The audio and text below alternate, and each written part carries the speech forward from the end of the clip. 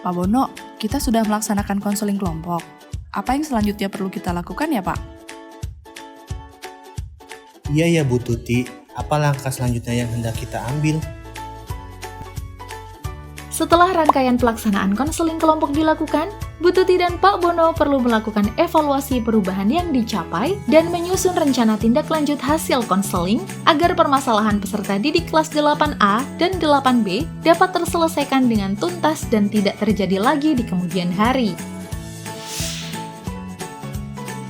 Informasi yang telah didapatkan melalui konseling kelompok akan digunakan untuk menyusun rencana aksi layanan bimbingan dan konseling, tentunya setelah hal-hal seperti ketepatan observasi, analisis, dan penyebab serta kesimpulan akar masalah telah terkonfirmasi melalui konseling kelompok.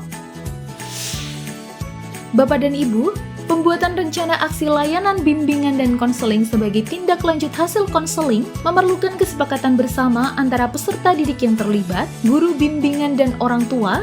Oleh karena itu, kita dapat melibatkan dan memberdayakan peserta didik dan orang tua dalam menentukan rencana aksi pelayanan. Sebelum menyusun rencana aksi layanan, mari kita lihat bagaimana peserta dapat terlibat dalam menyusun rencana aksi dan apa saja alternatif kegiatan yang dapat melibatkan dan memberdayakan orang tua peserta didik.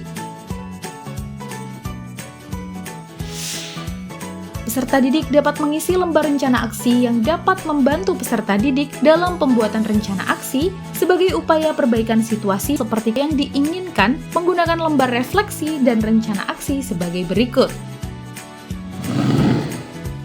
1. Masalah yang terjadi. Peserta didik perlu mengidentifikasi masalah yang terjadi. 2. Situasi saat ini. Peserta didik perlu mengidentifikasi situasi yang dihadapi saat ini. 3. Situasi yang diinginkan. Peserta didik perlu mendeskripsikan situasi ideal yang diinginkan, bisa berupa situasi yang lebih baik dari situasi saat ini, atau bahkan situasi yang berbeda sama sekali. 4. Hal-hal yang bisa dilakukan berbeda. Selanjutnya, peserta didik perlu menuliskan hal-hal apa saja yang dapat ia lakukan, berbeda jika menginginkan adanya perubahan situasi menjadi lebih baik.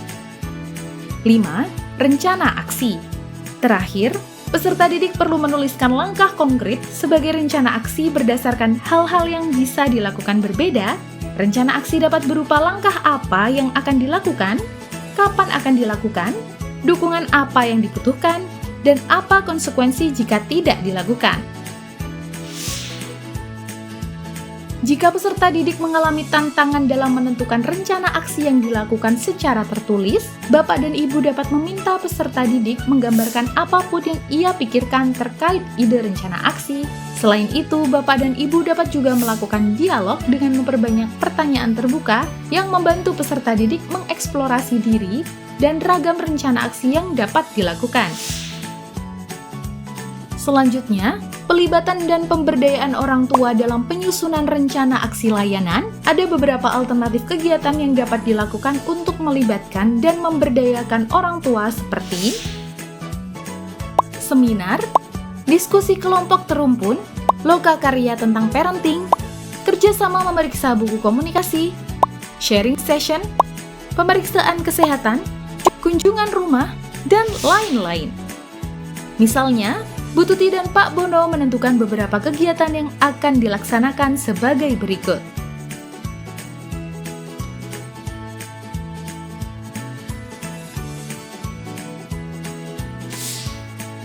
Nah, Bapak dan Ibu, setelah tadi sudah membahas terkait keterlibatan peserta didik dan orang tua, sekarang saatnya kita bantu Bu Tuti dan Pak Bono dalam menyusun rencana aksi layanan.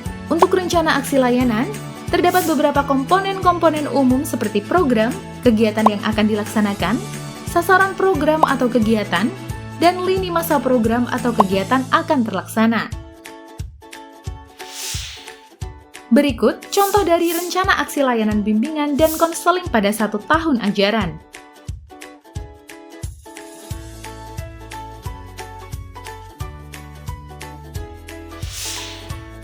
Bagaimana Bapak dan Ibu? Apakah sudah mendapatkan gambaran bagaimana cara menindaklanjuti hasil konseling kelompok?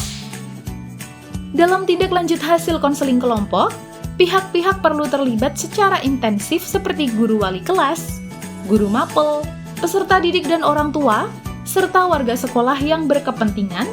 Selain itu, pada tahapan ini, dapat pula didiskusikan apakah penanganan situasi membutuhkan pihak ketiga, yakni pihak ahli yang dapat membantu peserta didik dalam menyelesaikan masalah. Selamat mencoba ya!